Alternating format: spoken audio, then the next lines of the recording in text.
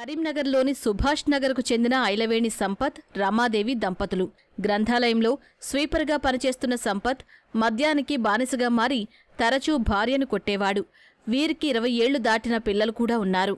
ఉన్నట్టుండి ఓ రోజు సంపత్ మాయమైపోయాడు. రాత్రైనా ఇంటికి రాలేదు. తెలిసిన వారి దగ్గర వాకబు చేసినా ఫలితం లేకుండా పోయింది. రమాదేవి తనకు పరిచయమున్న రాజయ్య, తన దూరపు బంధువైన కీసరి శ్రీనివాసులతో కలిసి సంపత్ కోసం 3 రోజులు తీవ్రంగా వెతికింది.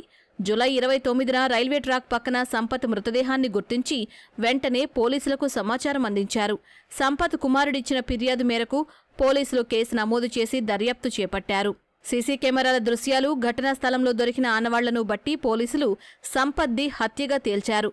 ప్రధాన సూత్రధారి సంపత్ భార్య రమాదేవిగా తేల్చారు.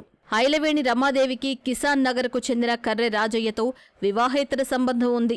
మద్యానికి బానిసైన సంపత్ తరచూ రమాదేవిని కొడుతూ ఉండడంతో విసిగిపోయిన రమాదేవి, రాజయ్య తన దూరపు బంధువైన కీసరి శ్రీనివాసులతో కలిసి సంపత్ను హత్య చేయాలని పథకం వేశారు. రాజయ్య, శ్రీనివాస్ కలిసి సంపత్ను బొమ్మకల్ ఫ్లైఓవర్ వద్దకు రప్పించి అక్కడ మద్యం తాగారు. సంపత్ పూర్తిగా మత్తులోకి వెళ్లిన తర్వాత రమాదేవి ఫోన్ చేసి భర్తను చంపమని చెప్పింది. రమాదేవి ఆదేశాలతో రాజయ్య, శ్రీనివాస్ తమ వెంట తెచ్చుకున్న గడ్డి మందును బాధితుడు సంపత్ చెవిలో పోసి హత్య చేశారు. సంపత్ చనిపోయాడని నిర్ధారించుకుని అక్కడ్నుంచి వెళ్లిపోయారు.